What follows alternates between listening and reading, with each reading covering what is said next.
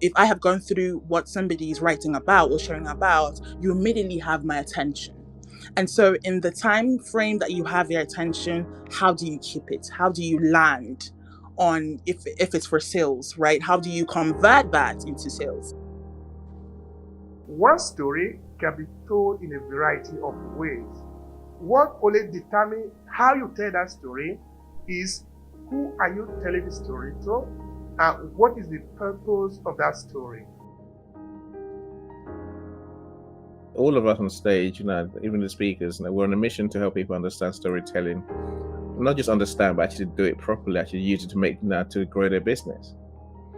From Obehi's books to our workshops, where we have many different tools to help you. Like we always say in these rooms, my friends, don't suffer in silence. If you need help, connect with us and find out how we can help you.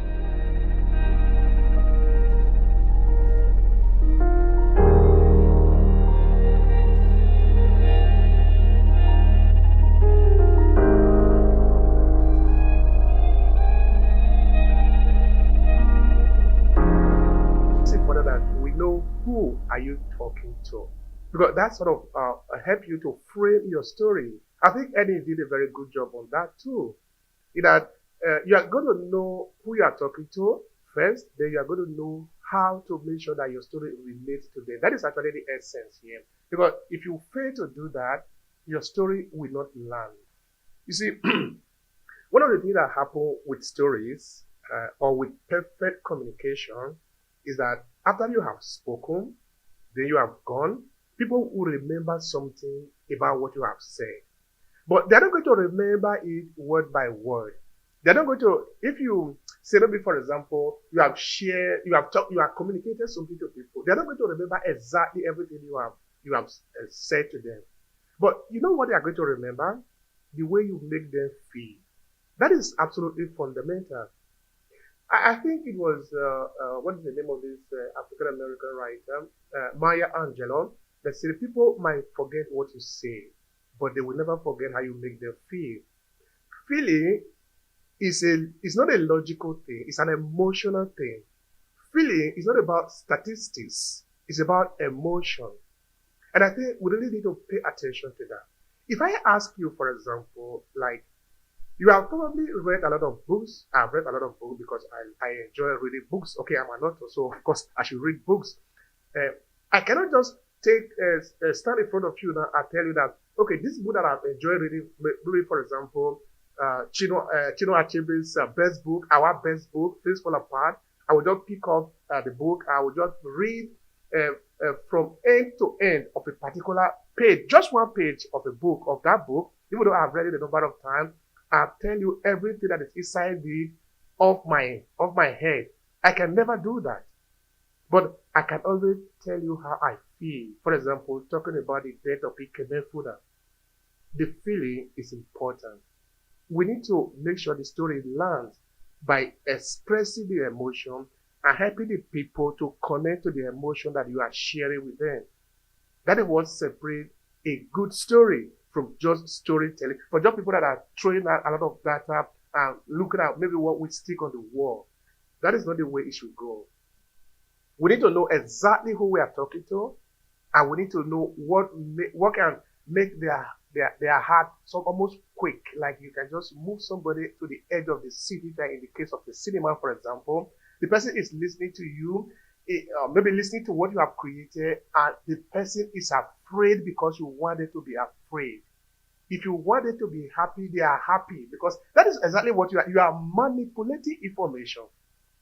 I don't know if somebody heard that. That is essentially what you are doing. You are manipulating information. Don't be afraid that I use the term like that, because sometimes what we often attribute to that term is often negative, but that is not what it means. Manipulation of information basically means that you have the information. Sometimes you hide the essential. You elevate some information because you want to trigger a response of the people. Then of course you are going to reveal the entire information at the end of the day. You haven't stolen from the people. In my newsletter series, there is one article that I've written. Okay, actually, I published it today. You have to do with no, you are not yet published. It's coming out a couple of days. You have to do with The Art of War by Shansung. Now, we are talking of The Art of War. We are talking of storytelling in business. Now you will ask, but what have war have to do with business? Well, a lot. Particularly, this particular book is essential. It's important. One of the things that I mentioned in that article that is coming soon, of course, it's already published on my website, aclasses.org, is The Art of Deception. Now, that will just make you quick. How can you talk of deception in business? Are you talking of cheating people? No, it's not about cheating people. It's about the manipulation of information. When you bring the information, you decide what you want to reveal first. If you reveal it in a chronological order, of course, everybody is going to see how it unfolds. So there is no surprise, no suspense, no? So, okay, now we get it. But what if you bring out the most intriguing part of it? For example, Okonkwo finally decide to kill Ikemefuna. How? Why? If you have been following the story of how Ikemefuna got to Okonkwo and what have happened before Okonkwo decided that eventually, even though the Oracle has said that he should not touch Ikemefuna, he should not participate in the death of Ikemefuna, he eventually be the one to kill Ikemefuna. Okay, I'm making reference to this one apart for those of you who have not read the book. So it depends on how I want you to feel about it. Which level, what is your level of emotion, Just that? What do I want it to make you feel? That depends on how I'm going to share the information with you. And by sharing the information with you, I am controlling how you feel. It does sound bad to you too, but that is essentially what it is. Is that when I tell you a story, I can make you feel sad. I can make you feel happy. I can make you feel angry. I can make you like me. I can make you almost become like uninterested, as it were. That is what story does to us because it connects to our cognitive. It connects to our deep reasoning. You cannot hear it and then unhear it. It is impossible. The only way to avoid yourself from being conditioned by a story is that you will never know of it. The moment you know of it, you are conditioned by the elements that are coming from the story. That is, if the person that is telling the story knows how to connect to you, that is, the person knows you and puts certain element in it to make you relate to the story, and therefore every other thing just follows suit. All right, we have a lot of people in the room, and I'm really very honored to have all of you here. I think the first person that actually joined us was Dr. John Asiebo. Please share with us. We are here to learn also from you. I have a question for you, if it's okay. Please go ahead. All right, so I was asking, you made mention of manipulation of stories. And so I'm also thinking, the storytelling approach, should it inspire or it should manipulate people? Because now our consumers are wiser than before. So what is the best approach? I mean, when you read a book, starting with why, you made mention of he made a comparison of how old hours of cocaine, teenage pregnancy couldn't change people, but the inspiration aspect rather will let people. We can't change anybody actually. We can only help them discover themselves. So, what is the best approach? Do we inspire with our storytelling, or do we manipulate their emotions, like the fear of missing out and all those things? So I just want to ask. Thank you. All right. Thank you so much for that. When we said manipulation, I remember before I respond to that, I want to say another thing again. Is that one time in this audio room, we talked about conflict. Then one woman in the audience came up and said, "But how can you be talking of conflict? Because we're talking of how to generate conflict, why conflict is important in storytelling." And the person is sort of course, understanding the conventional idea of conflict, because hey, everybody, we need to avoid conflict. Conflict is not something that we should be talking about. Then the person will say, the person basically look at conflict as a negative, therefore it should not be talked about when we are talking in the terms of business and things like that. All right, now, conflict, of course, it is very essential just to throw away that in storytelling, in that if you don't employ conflict in your story, the story becomes flat. And if it's flat, you cannot really, people cannot get intrigued in the story that you are telling. Now, coming back to manipulation, when I say manipulation, I essentially mean that if people have a bad feeling about the term manipulation as if it is like a negative thing, what I want us to understand is that Actually, most of the things that happens to us, or most of the things that we have in front of us, are neutral. What happened to them is our interpretation. When I say manipulation, essentially that is what it is. If you go to television, that is what they are doing. They are manipulating the information. If you tell a story, uh, not necessarily manipulating in the way that you want to confuse the people, is that you are choosing what to reveal first and what to reveal later. You are doing all of this because you have a mission. Because other than that, it would just be like a kind of a cock and bull story. You just throw the story out there for no reason. That is not business story. Business story is a type of story that you tell with a clear mission, with a clear agenda. It's not a story you just tell for the purpose of telling story. You tell the story because you want to condition the reaction of the people.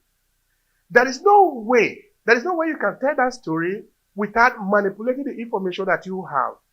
You see, one thing is to tell a story because you want to confuse the people, because you want to take advantage of people. Another thing is to tell a story because you want to gradually lead your audience towards taking a decision. That is the journey I am talking about.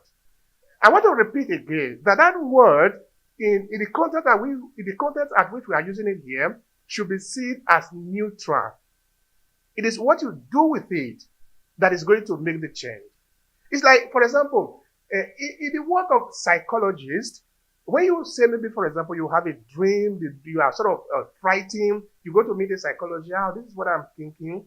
Now, what the psychology is going to do in most of the cases, even in deep investigations, is that they are going to have a padlock. Okay, no, let me just use the padlock. They are going to have a key to enter into your heart and know what is happening there. Now, how do you think the psychologist is going to enter into your mind? It is true story by asking you questions, then after that, another question again, then after another question again. Then from each question to another question, you get a feedback from the psychologist. What the psychologist is basically doing is his or she is opening several doors to get into your heart so that he or she can understand what is going on there. All these that I've explained up until that point are neutral. It is not good or bad. If it is a bad psychologist, by the time you get the information, he can use it against you. But it might be a good psychologist in that they're actually going to do it anyway. They get there to be able to understand what is happening. If the mission is to help you, they will use it to help you. So storytelling is not good or bad. Being able to manipulate information in telling of story is not good or bad. It depends on how we use it. That is just what I want to clarify, that it isn't that essentially we are manipulating information. That is not something that is just universally true. Let me give you another instance to that. Maybe this might sort of clarify it better. Now, imagine yourself in the savannah of Africa. There is a lion who is is there, is hungry, he want to eat. He's in the forest, no? Now there is an antelope who is also hungry, he want to eat.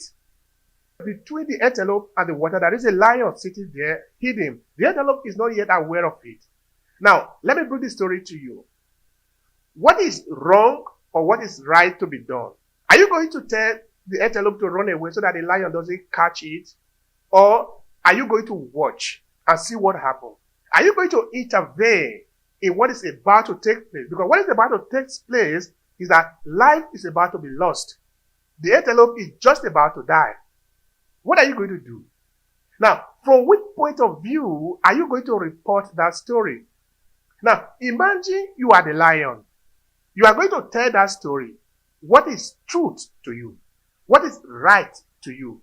What is going to be the best way to tell that story to all the families of the lion? What if we reverse it? You are going to tell the story to the antelope, to their family. Maybe the lion has killed him and they have eaten it. Are you going to say that, are you going to paint a story of the lion being a good animal, or that the antelope was a victim? So it depends on which perspective are you telling the story. What is really your intention of telling the story? So what I'm basically saying there is that We need to add from the point of neutrality that the things are actually neutral. They are just free. They are there. The information are there. All of them. We are basically putting them together. We're adding the color. We're adding the sound. We're adding the twist based on the message we want to communicate. But the information in themselves are neutral. If I can I respond to that very quickly, Please. Obehi? I mean, you said many of the important things. I think you made a point at the beginning of our session today about telling our story, and I think the way you just explained it, the lion and the antelope, explains it perfectly. If we don't tell our story, someone's going to tell our story from their perspective, in their way, with their twist, with their take. We must tell our stories our way. Look, I accept your point, Dr. John, that in business you can seem like you're embellishing your story. But again, we're here to sell as a business. We're here to engage people and then get them to believe in us, especially. So you must tell stories that are plausible, stories that are believable, stories that are true. Then the customers know when you're lying. There's nothing worse than saying, there are brands out there that tell different stories. Some brands will tell you they're a Christian brand, for example. When you say, right, which part of the Christian religion or faith do you practice in your business, and they're a bit stuck. There's other brands who will tell you they're into sustainability, and then when you see that the products are not non-recyclable, it falls flat on its face. Every business must know to tell genuine stories. Genuine stories being, you have your brand values, you have your brand stories, you have the things that you believe in as a business. Now, are you going to tell everyone everything warts and all? No, you're not. You're going to tell them the highlights, the good parts that they want to hear. Like I say, tell your story to the listener. What's going to make them engage with you? What do they want to hear from you? Focus on those. Don't tell them that your toilet is leaking. In part of your office, they don't want to know that. That's not important. It's true, but it's not important. Focus on the things that they want to know. How your product helps them, essentially. How do you help them, and how do you do what you do? That's what they want to know. Within all that, there's no point. You haven't got to lie. If you lie, people will see straight through it. And there's no quicker way to lose customers than by breaking that trust. Okay, so I get it. So can I say that storytelling should be aimed at not manipulating in a deceitful way, but should be ethical? Can Can I I say that? speak after you, Kwasi? Because I wanted to add something. First of all, Kwasi always brings the ginger to conversations, and I love when he's in rooms because not only does he ask questions that, show depth, he also asks questions that will lead the conversation a certain way. First things first, I realize from your question that the term manipulation is what you're hinging on. And I completely understand. And I'm going to go with what Obehi just shared in the beginning about our earlier room and people's issues with the term conflict. I think we should put a disclaimer in our room saying we are going to say as is. And I feel like that's what's missing in a lot of events, right? People want to sugarcoat the actual term of words just so it's palatable to people. And I get it. I get it. Because there are negative connotations attached to certain terms, people in most cases don't realize the act is really what it's called.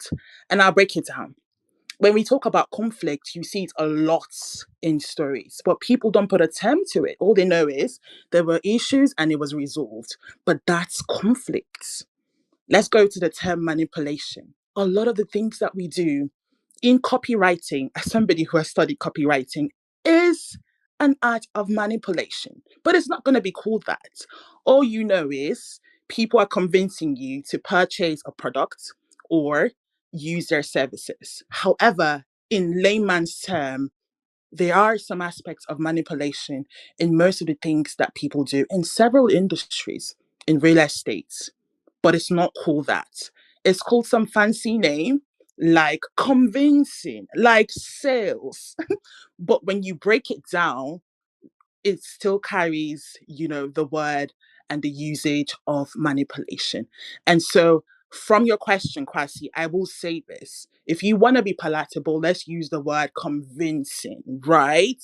However, it doesn't change the fact that there is a bit of manipulation, even in marketing, in branding, in advertising, So I hope that helps. And I hope Yeah, I get it. maybe So going I forward. think let me clarify my question a bit Yeah, yes, go so on, that go I on. think you can, Hannah, you can come back again. Let me just clarify my question.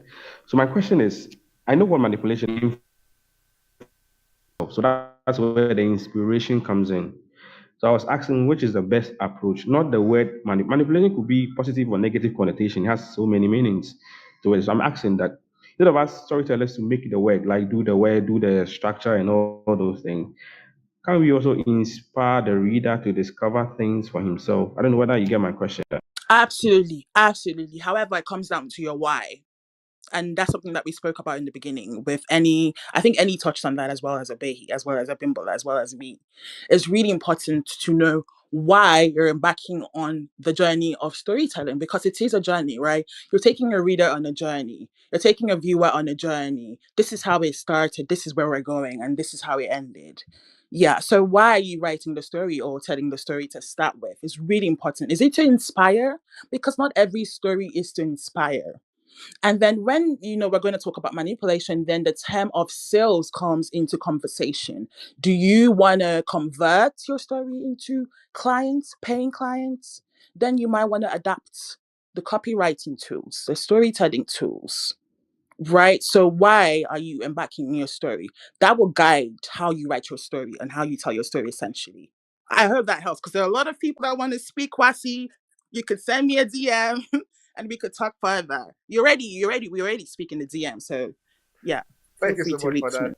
Thank you so much for that. And thanks also for the question. All those questions are really, really very vital. They are important. They are what actually help the conversation to go on.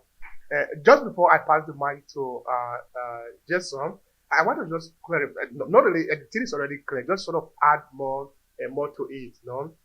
In that I am a video editor. I do documentary, so I'm a documentarian. In the world of documentary, the entire process, okay, let me just not say documentary, because if I say documentary now, I'm talking of the story, then I tell you that the story is manipulated, then you say, but you are lying. No. Now, when you want to edit a video, you are basically cutting and splicing issues together, no? Certainly, for example, even in my podcast, when I take an interview, I don't just start from the beginning and put, at least in my latest edit style, no? I don't just start from the beginning and just make it flow the way it originally came out. Instead, what I did is that I look for some sound bite inside that will appeal to the attention of the people, and then I will cut it. Maybe I'll cut a small piece here, then cut another piece there, then cut another piece there. Usually there are three. I will put it in the beginning, then I will put a music on it, then I will put a text on it. I will just like do a kind of a fade in, fade out. That is essentially what I have done there. That is called manipulation. In that I am telling the audience that they need to pay attention. But if I want to be in France, that is or in French, that is what they call cinema verite. I often say in the beginning of my filmmaking journey, I often say, does cinema verite actually exist? In cinema verite, the idea was supposed to be that you should say it the way it has appeared with minimal edit, basically with no edit sometimes. Then I said, but that is going to be impossible, because I imagine, for example, when I go out to do the documentary on Pan-Africanism, one interview will last me for more than 1 hour. But I interview tens of people. A lot of people I have interviewed. And the entire video itself is, I think, 53 minutes. Now, how am I going to do that if I were to do a documentary of cinema verite? Maybe, for example, everybody's point of view is there. According to how they told me, in fact, you would not even watch it because it's going to be very boring. I just throw in the information there. You are just watching. You are going to fall asleep. He said, what I did, or what I am supposed to do, or what is usually done, is that you take the information, you reconstruct it. You have a message that you want to communicate. You edit the message, you edit the interview according to the message you want to pass on. maybe the first question you ask is not going to be in the beginning of the video. It's probably going to be at the ending of the video. Perhaps in somewhere in the middle of the conversation, somebody says something important. You say, okay, well, this is going to fit into the last. Because you are creating a story. At some time, they refer to cinema as make believe. Either you create a story, but that story, you make it appear as if it is really the way it comes to, really the way it is, no? But that story has been created. I move to Jason. Please go on and share with us. The topic of today is how to make your story relatable for your audience. Please go ahead and share with us. Greetings. Hey, everybody. Really am enjoying this conversation on a number of different reasons. Uh, you know, and just to tap into the conversation between manipulation and all of that, because I love sometimes it can be very semantic based. Here's how I see it. We are always orchestrating. And in orchestrating, you need to know which part of the instrumentation comes into play. Everybody has a different reason and a purpose for what it is that they do, why they do it, and why they look to your services to get it done. Friday, on our way back home, we were entertaining guests, and we see this lady drive out of or ride out of the alley on her bike, right on into oncoming traffic. The car on the other side of us runs right into her, and we see her fly off of her bike, and she's in the middle of the street. We turn our hazard lights on, we get out, and we call 911, we get The, everybody there. the line Can you guys hear me? Okay, I'm going somewhere with this story, so bear with me. So she's halfway in our lane, halfway in the lane that hit her. And so as the cars stop, traffic is, down the way, backed up for probably at least a mile. And we called the paramedics, dial 911. They ask all these questions. And every question that they asked at the time seemed like an irrelevant question. However, they had certain concerns that they needed to get solved. They had certain problems. The lady who gets there first, she's now looking over the lady who's on the street, checking her out.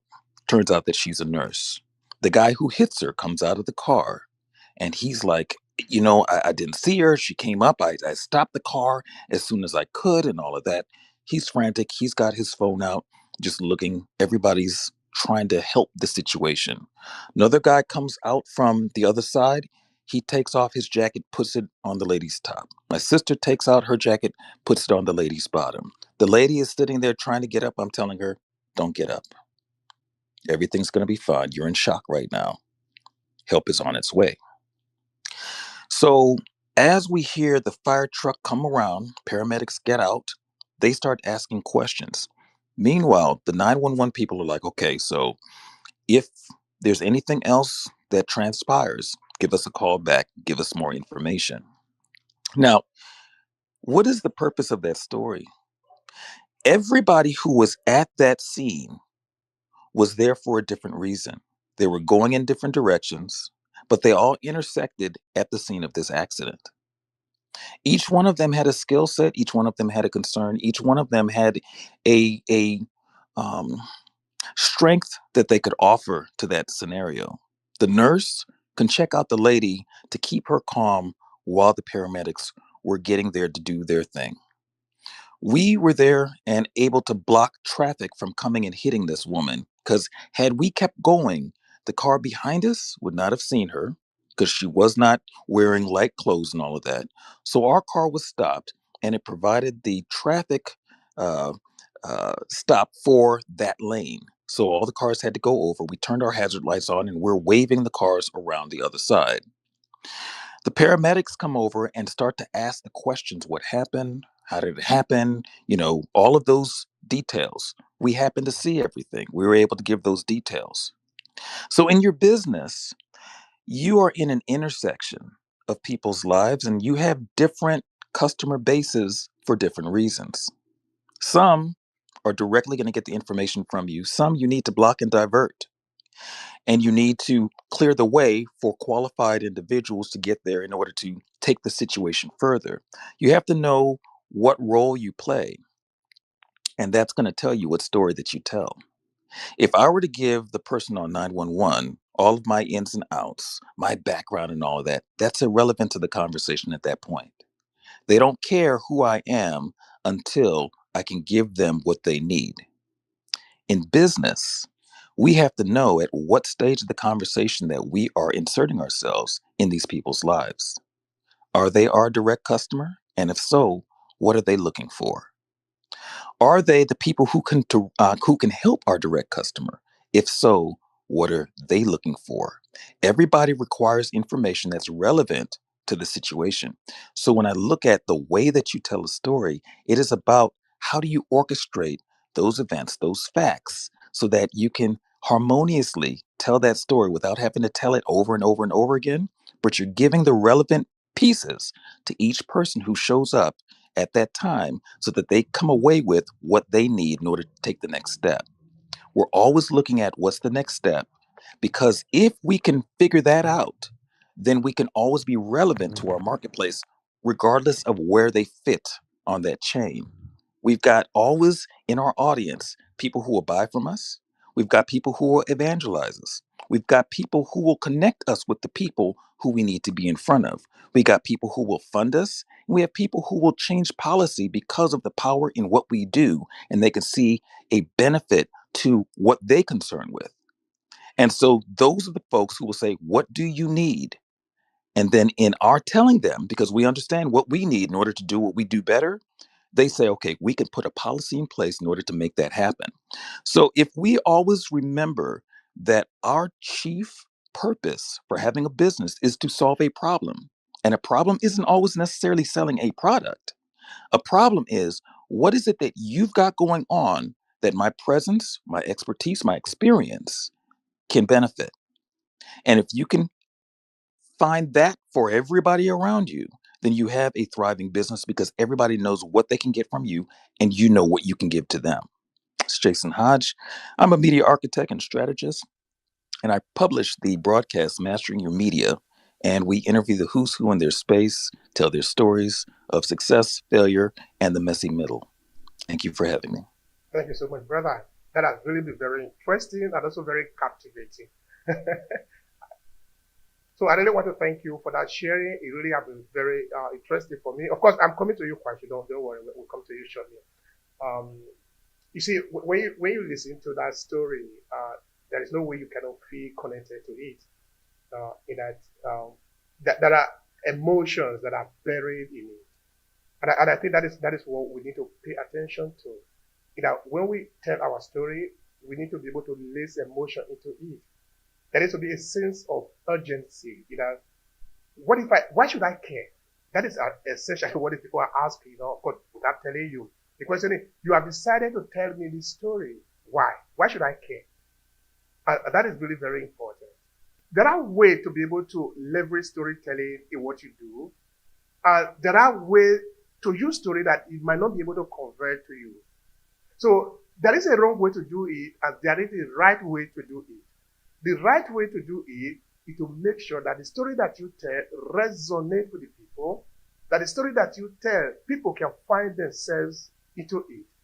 And that is something very important that we should never take for granted. Because the people that you are talking to are not just statistics and number. So you must be able to help them to navigate the journey so that at the end of the day, they will be able to get value out of the time that they are spending with you and in your business.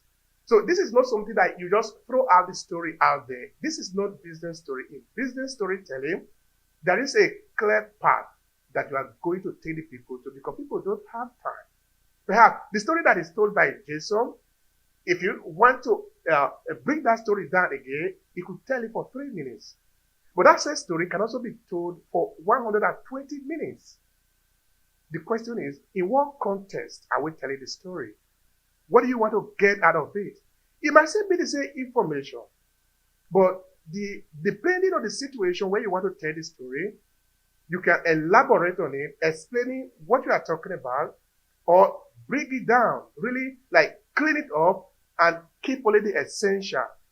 I don't want to use the word again, manipulation, because I think that is already clear. But it basically means editing it to suit the particular need of the people that you are speaking to. And this again, we have said it a number of times that one story can be told in a variety of ways. What only determines how you tell that story is who are you telling the story to, and what is the purpose of that story. Are you telling the story because somebody have just died? You are bringing a kind of, you want to console the people. That's a story. You can also tell it because somebody has just given birth. You don't want to tell me you just say it the same way because you don't want to be seen as trying to change the element of the story. This is actually one of the fundamentals and the beautiful thing about oral narration. Because it is not written in a book, it is written in our head.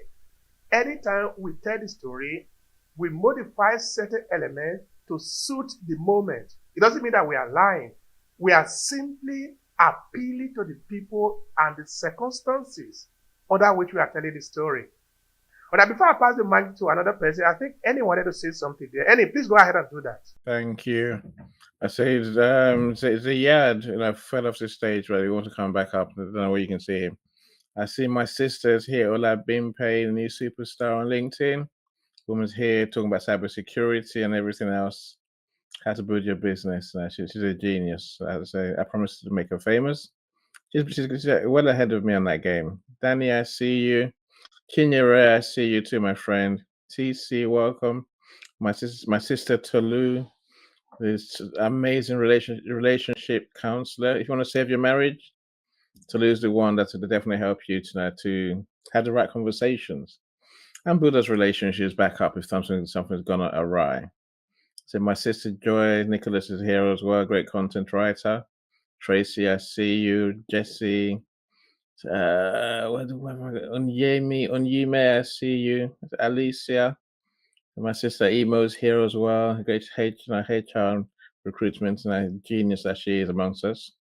Bethan, welcome. So I can't not mention my friend Deborah Lawson. She's a genius, truly. She's one of those who truly makes the world a better place for everyone that she comes across. She's an advocate for people with disabilities, and she wins awards for a reason. So, my point of mentioning people, my friends, is that you connect with them. There's people in the audience who can definitely make a difference in your lives. Connect with them, follow them, and then connect with them afterwards properly, and then send requests for a coffee chat. And everyone I've mentioned will happily chat with you to find out what you do. And now you can find out what they do and then see whether there's any chance of you working together. So, Shil, I see you. Juliet, I see you as well. Charity, Dr. Marcia, so welcome. My screen just expanded. Josephine, Rita, Michael. My screen gets bigger and bigger. So, Anitie, Aniete, Platina, I see you. Ian, Sandra, amazing author. I'm glad you're here. So, Daisy and Deborah, thank you so much, all of you, for joining us. So, we are talking about how storytelling can be how we can make our stories more relatable to people listening to us, especially in business. So do think about it. If you want to come and share with us, please raise your hand. I know our time is getting shorter and shorter, so let's hear from more people on stage over here.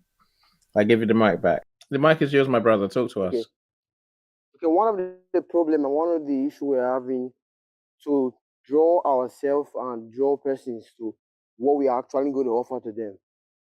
I will start this way.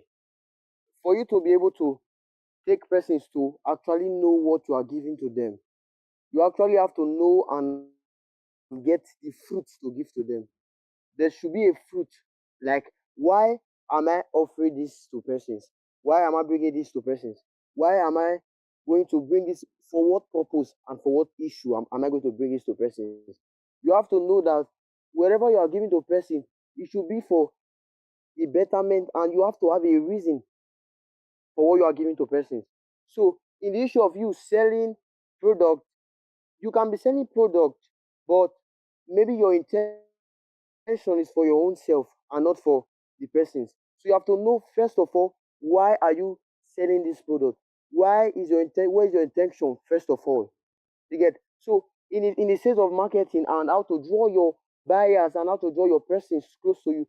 You have to have a fruit that people like. You have to have what to give to them. It's not just about yourself. You see some people today, they just do about themselves and they just have a mindset that they want to just go famous, not helping persons. And in the sales industry, it does not work that way. You get, so how to draw your person, you have to have something to give to them. Your own perspective has to be different. You have to choose from other persons. Thank you so much for that. That is important. It is important that we add value to the people that we are talking to. They need to get something out of it. You know, and the saying is, what is A for them? We can never underestimate that because the people are spending their time to listen to us. Particularly today, the most expensive commodity of the time is attention. Everybody is fighting for it. Before, people used to have a lot of time. I want to believe so. But now, nobody have time anymore. So if somebody can spend 10 minutes, 20 minutes, and for most of us that sometimes create long content like maybe a 1 hour, sometimes 2 hours interview, if somebody can sit down to listen to that interview, you better make sure that you are adding value to it. That is very important. We cannot take that for granted. All right, so I want to thank Arun Pati for being with us. Please go ahead and share with us. The topic is how to make your story relatable for your audience. Please go ahead and share with us. Yeah, hello, good evening, everyone. My name is Arun. Uh, I just want to tell something about storytelling, and that is just I have some insight which I have understood out of this podcast that you must be, your story must have transparency and you must be a trustworthy storyteller and you must relate to your target audience and your story must you must and evolve the audience you have into your story and that can make your day when you are saying any story uh, to your connections and followers in social media. That is what I understood. Thank you so much for that sharing. We appreciate that. Thank you. All right, Hannah, I don't know if you can hear me. I wanted to ask you, would you like to say anything as to the importance of shared experiences as a way to make your story more relatable to your audience? What would you like to say about that? Okay, thanks for that. First of all, when I think about shared experiences, I think about having a common, denominator to say, well, okay, because I've gone through this, I can help somebody who's gone through it, which is really similar to what I do as a brand strategist slash storyteller. I think it's really important to hone your experiences, and that's why when you are sharing your story, it's really, really important to start with the relatable bits. And this is why this topic today is really important. Because when you're talking about shared experiences, you're talking about things that you've gone through yourself. So how can you tell somebody, if you haven't gone through it, how can you help somebody if you haven't gone through it? And so a lot of the times people trust people that they believe have gone through similar experiences as them. I also believe that a big part of shared experiences as a catalyst, because I'm thinking, I'm guessing you're saying in storytelling or in life generally. Is that your question?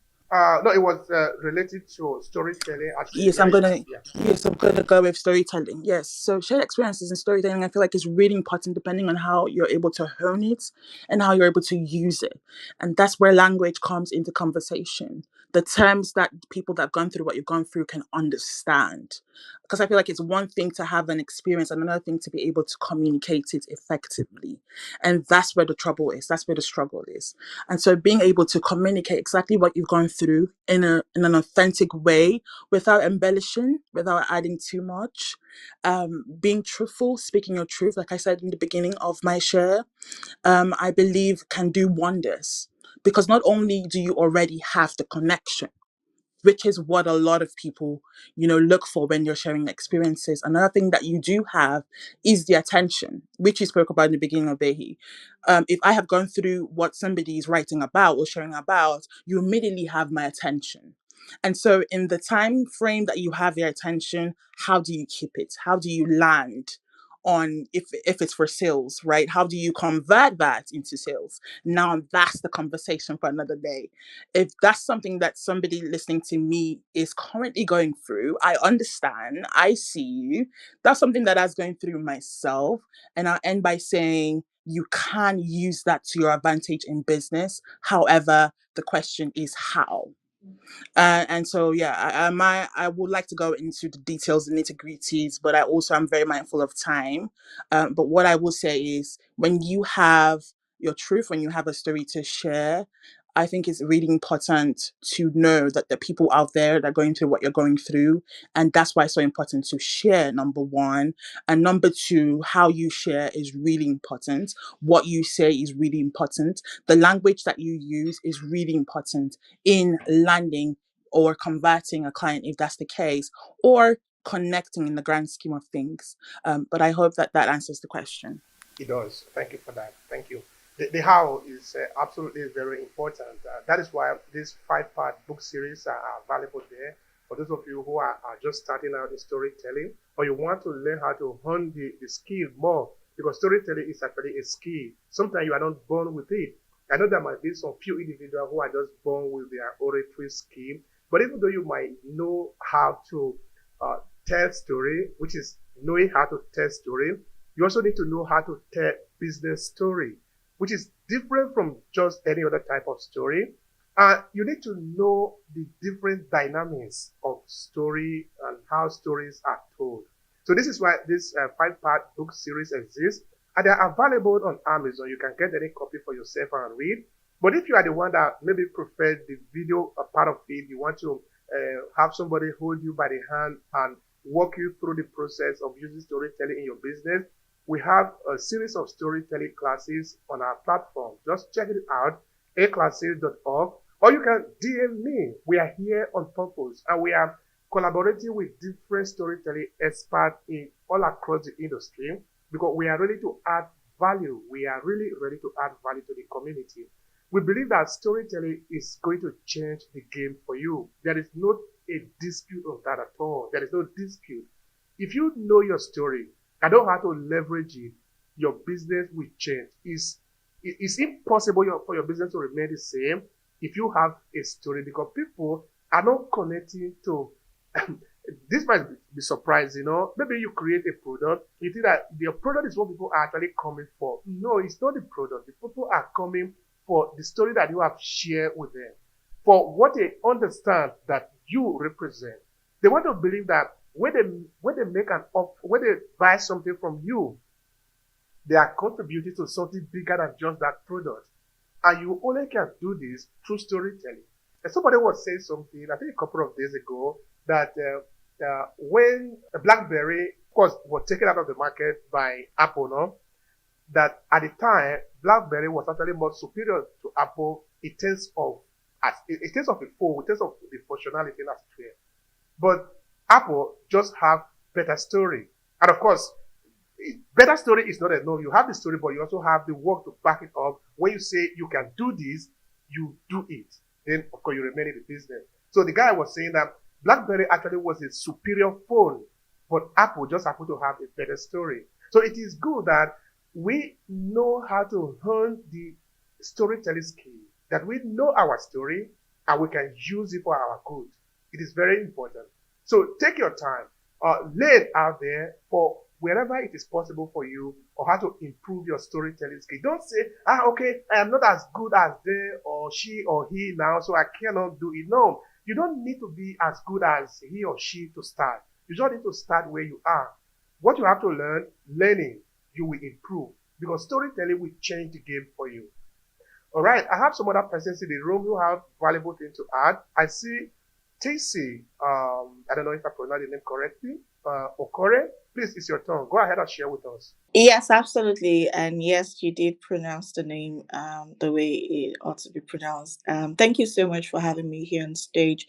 So mine is going to be a bit different, and this is just a cue from Hannah's, take few seconds ago. I know Hannah was talking about sharing your story. I feel like it's important for me as one a business owner, an expert in my field, to be able to share and communicate my story the way I want my audience, like my dream clients, the way they would be able to consume what I have. Now, it's important that our stories are digestible and they're relatable. And it's also important that we understand how best to make this digestible to our audience. Now, just because I know that my audience would definitely key into infographics, videos, maybe the audio space, it doesn't necessarily mean that your audience is able to leverage that as well in in consuming your story. Now, visuals are an essentials to telling, in telling your stories, right?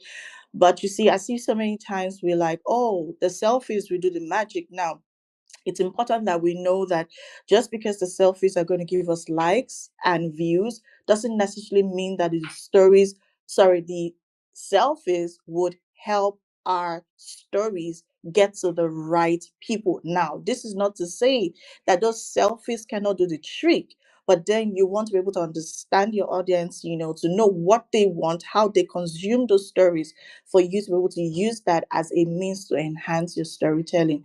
So that's what I have to say. Thank you. Thank you so much for that. And that is not small. That is a lot. Eh? That is highly valuable, though. It is not one size fit all. We say it here quite often. Of course, now we sound like the Old Testament prophet that we are continuing to sound on it. That you need to know your audience. It is fundamentally important. It is fundamentally important. Whether you are doing oral storytelling, which of course that was a theme I actually explored in one of my books. I made the stream of water. That was in 2016, 2015.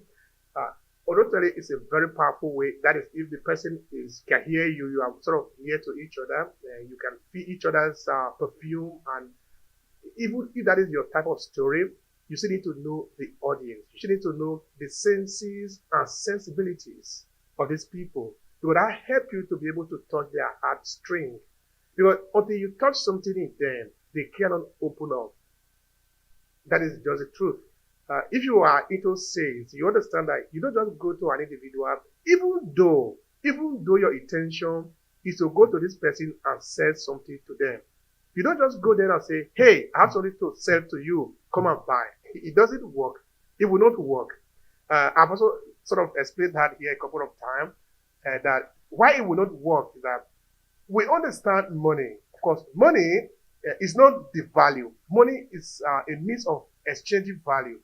And we know that the more money we have, the more we are able to do in terms of exchanging more value. So when you will buy, the relationship basically means that you give your money away. Whatever is going to come is a value. But sometimes, even though you might know that you need it, it's not automatic sometimes. So that when somebody just come and say, hey, come and buy this iPhone, you are not even looking at the iPhone. You are looking at the money that you are giving away, because that money is going to help you resolve other things. You want to hold it because it helps you to be able to exchange other value. The only way somebody can take that money away from you and give you another value, if the person can prove to you, not by logic in most of the cases, but by story, by helping you understand that you are getting something big out of what you are being given, which is what you are being given is more valuable than the money in your hands. You don't do this by mere logic, by mere statistics. You do this by story. So that is why it is very important that before you can do that effectively, you need to know who is the person, because you are going to use several elements to build up that story, and you are going to be very fast in it too, because people don't have the time. So yeah, thank you so much for that, Okore. It really be very interesting. So we need to know our audience and learn to tailor our story specifically to them. The topic remains how to make your story relatable for your audience. Thank you so much for having me, Obehi. I hope I pronounce your name correctly. Also, so if I don't, please don't take it personal. I'm not paying back in kind. So, and whichever way you pronounce my name, I mean, that's okay, as long as you don't get the spelling wrongly. Yeah, thank you very much for bringing this room together. I salute my mentor on LinkedIn audio room, Lord Annie. Thank you very much. I appreciate the acknowledgement on entering the room earlier. And I say hi to everybody on stage, everybody in the listening lounge. I say hello, good evening from my side of the world. Yeah, I'm not a storyteller, but I tell story. Yeah, because by profession, I'm a cybersecurity and data protection specialist. So what I do basically is to protect people online, to protect their image, to protect who they are and their interests. But for me, I found out that in life, all of us are storytellers. I might not be a professional storyteller, but I found out that all of us are storytellers. Like I will talk from my experience on LinkedIn. I noticed that for my community, cybersecurity is not very common. It's not something many are used to. Many still ask me, what does it entail and all? And I notice, the engagement is often not always there when I make posts, even though, yes, I know that these posts are posts that they really need. So I needed to sit back and ask myself, what am I not doing right?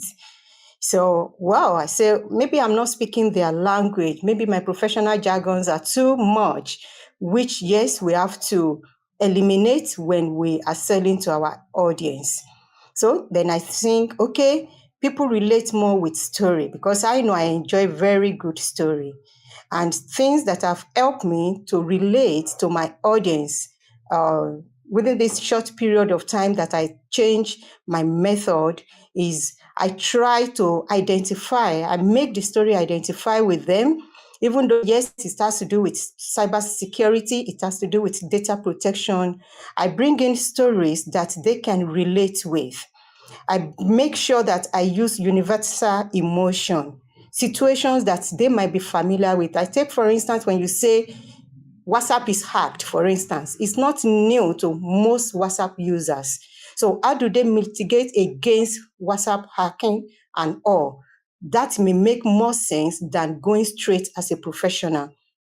Then I bring in personal experiences. Of course, experiences in this sense is not my own experiences because it's my profession and I'm cyber safe. My data is protected because I have the knowledge. But I have clients that allow me to feature their stories, and I try to bring that up. And now bringing all of this together, I feel in storytelling is good for us to be able to in order for us to get to the heart of our audience, when we tell these stories, the audience must be able to see or visualize the scene. If there is anything like scent, like odor, let them perceive it. Let them smell the scent. Let them hear the sound. And this will come out by the way we tell the story. So that is what I've been doing, even though not on a professional level, but I've looked up to some very wonderful storytellers. Nora Agbakame is one woman that I look up to on LinkedIn, and a lot of others that I watch them say their story. But if you will permit me, can I ask this question? I know people relate more with visuals, videos, most especially. Now, in storytelling, I know as an individual, you may not have all the videos in the world to portray your stories. But one of my mentors will say, don't reinvent the wheel. In storytelling, do you have like maybe websites that allow you to to take their videos that can relate to the story you are telling, because I know people relate more with videos. Is there anything? Are there some websites or like that you can recommend? That would be my question, if you don't mind me asking. Thank you so much for asking that. Yeah, there are websites. That where you have millions of videos and photos that you can download and use for free. Because of course, when you are a content, this is an argument that is very relevant to the content creators, specifically those who are creating content. Because now you understand that uh, when you create a story, we need to put visual there. Okay, if you're able to create a visual yourself, maybe like graphic and chart and all that, that can be really appealing. But sometimes you might need to put a video. And videos are very expensive to shoot, particularly depending on what you want done. So maybe, for example, you are in tourism industry, you want to show video of hotels. For you to show a video of hotel, before you need to go to the hotel yourself, book it, then take the camera. Then you need to ask the permission too. Are you allowed to film inside? Are you allowed to take picture? Because it's not in all places that you're allowed to take picture of the hotel, for example. There you come, that would be very expensive for most people. But now it is very simple, very easy to do. I can share with you a website that I use often. One of them is Pizza Bay. If you just go to Google and type Pizza Bay, you will open up to this website. They have millions of photos and graphics and video that you can use. All of them are for free, nearly all of them. You don't have any problem using them.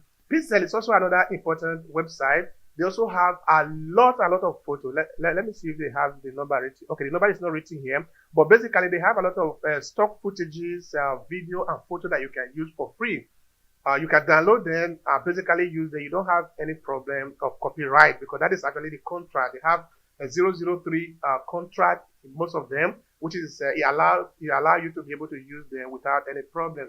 And of course, there are many other that are out there that you can use for free. What you need to do, just go to Google and ask free stock footages, free video or free photo or free graphic or free PDF. There are many of them that are available out there that you can use. So, of course, I really enjoy your sharing. It is very important that storytelling is what changed the game for most people. I think I've said that again before here. Let me share something with you. In 1983, I think that was the year Lisa was produced. Lisa was an Apple computer. That was expensive, really. It was about $10,000. At that time, the leader of Apple, Steve Jobs, made an ad on New York Times. The ad was about 9 pages talking about Lisa.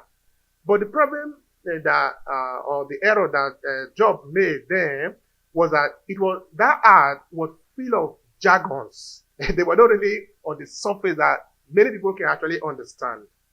And what happened that ad, the sales of Lisa actually didn't work.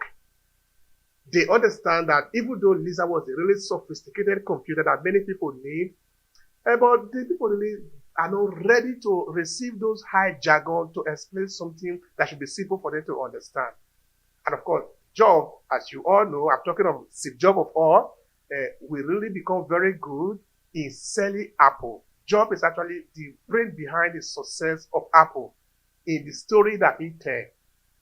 But of course, you see now that he didn't start like that. Every one of us have to grow. Sometimes we need to adapt.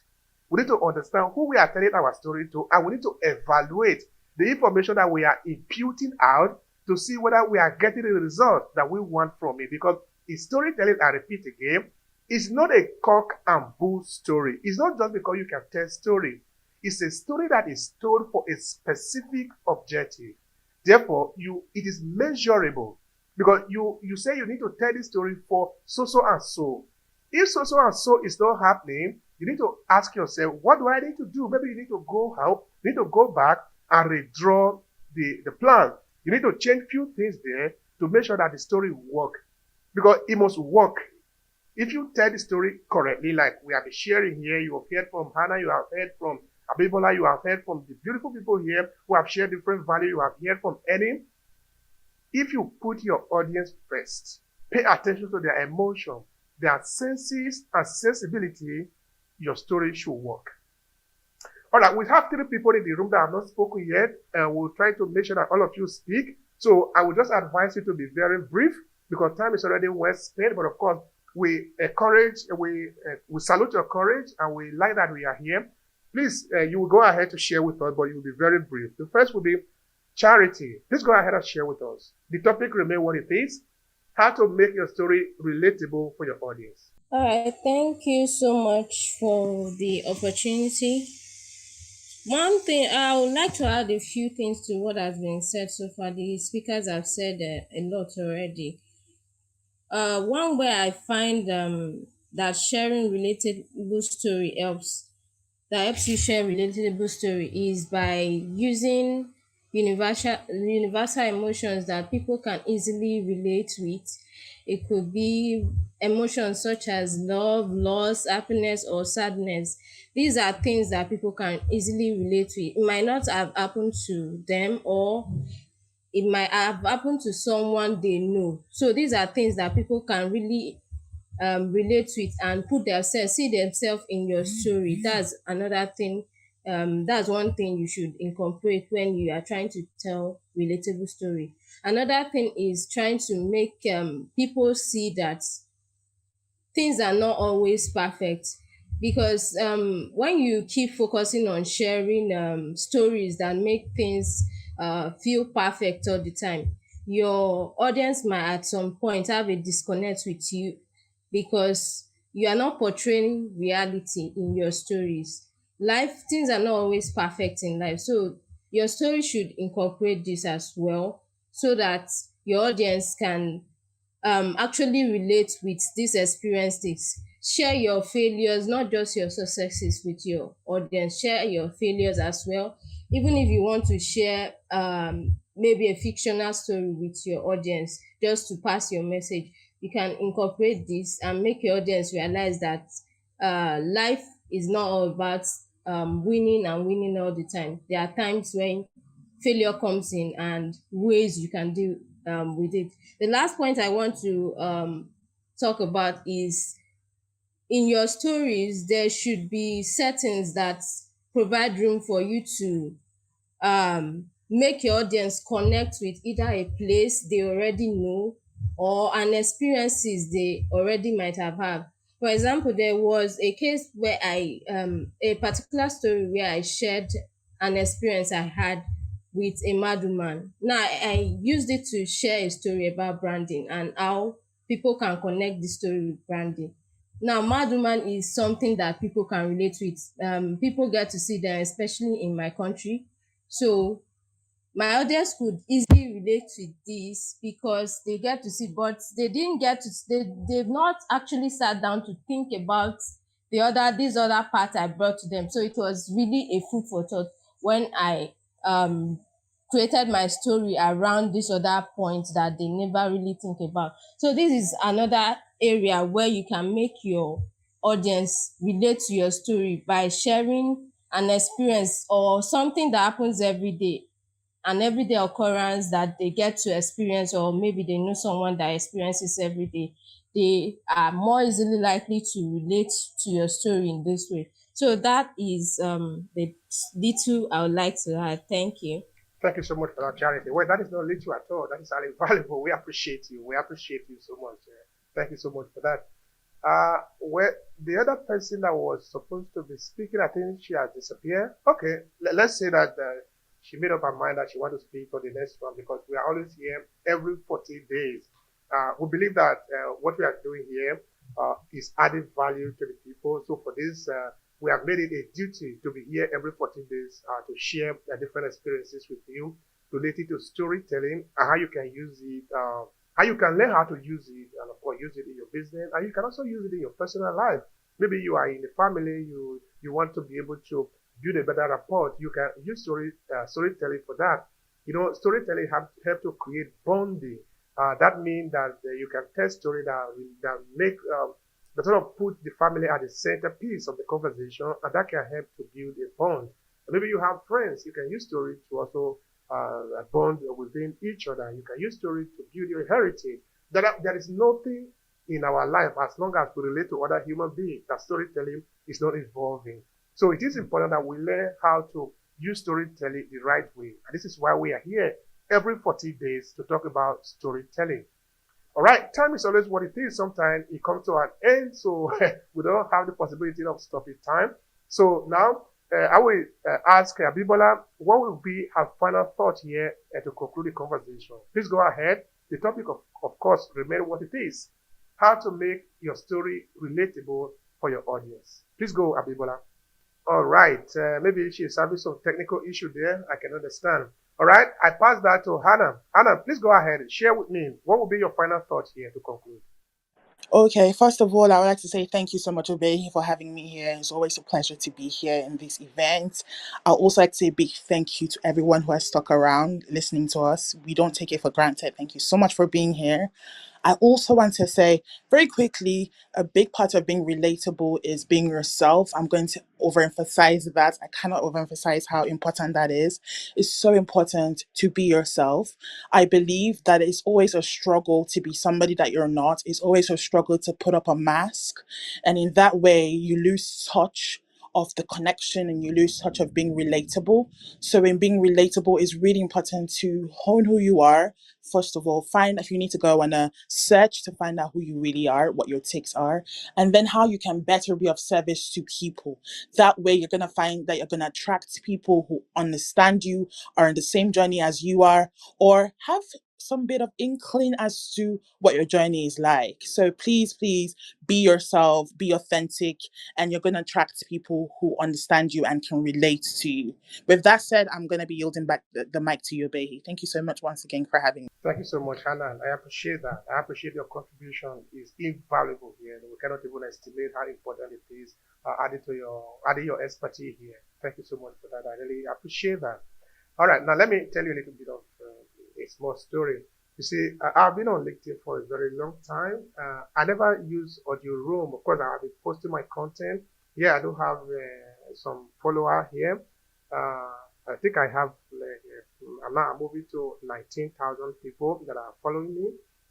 I'm grateful to all of them for being there, for consuming my content. But I've really gotten a boost recently because I started to use Audio Room. But I didn't even understand anything about Audio Room, even though I've been hearing of it for a long time. But because I interviewed Annie actually 2 times on my podcast. Then, of course, we started to talk. Annie and me, we are coming from the same place. So we sort of have a kind of bonding within ourselves. So he shared with me that Audio Room can really be very important for what I'm doing. Then I told him, well, Eddie, I don't even have any idea. How do I do that? So when he told me that he was going to show me, and he actually showed me how to do it. And you see, he's always present in the room, particularly in this room, because now I have 3 audio rooms. In fact, do you know that a business have actually contacted me? They want me to help them to build their own LinkedIn audio room like my own. But this is something I didn't even know how to do until recently, until somebody helped me. Now I can help also other people. I think this is actually what it's all about, that we are here to serve. So I'm really appreciative of that. Annie, I really want to thank you for what you have done for me and also for the entire community, because I can see also some other persons you are helping to be present online. May I just add that at this time, it is important for us, particularly for people of African descent, to hold our space. Hold it. Your voice is important. You don't know how to do it, don't worry. Just reach out. And it says it often here. Connect with other people. You might be rich, you might have a lot of money. It doesn't matter. There is somebody that is richer than you. You might think you are the most intelligent person in the room. There is somebody that is more intelligent than you. If you believe that you are poor, don't worry. Somebody else is poorer than you. If you think that you don't know how to do anything at all, there is somebody who is worse than you are. So what I'm basically saying is you don't have any excuse not to start your audio room and create valuable content and use storytelling and speak for your business and make sure that everybody know what you represent. That when you are in a crowd of people, you raise your face, like you raise your head, you raise your hand. People hear your voice. people hear you talk, the question is, will they understand what you represent? If that is not the case, it means you haven't done enough. So keep on building, keep on working, keep on speaking out. When there is a room like this, make sure you are the one to come up, say something. You don't need to be the best. You don't need to be the most eloquent person speaking in the room, but make sure you are raising your voice to say something. I too, yes, I too have a point of view.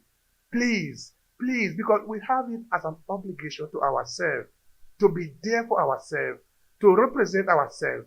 Let us be here. Please let us be present. That's a thank you so much, everyone. It's been an amazing session. I think it's a brilliant topic that's so important. So unless your story resonates with people, you're literally talking to yourself, and that, my friends, is called a waste of time. But shared amazing things with us. So I love it, even from the Quasi's first question that had us all thinking. Mr. Hodge, you always share genius. Thank you so much. And Hannah, it's been a brilliant day again. To our audience, we truly appreciate all of you being here. Let's do it again in 2 weeks' time. So all of us on stage, even the speakers, we're on a mission to help people understand storytelling, not just understand, but actually do it properly, actually use it to make to grow their business.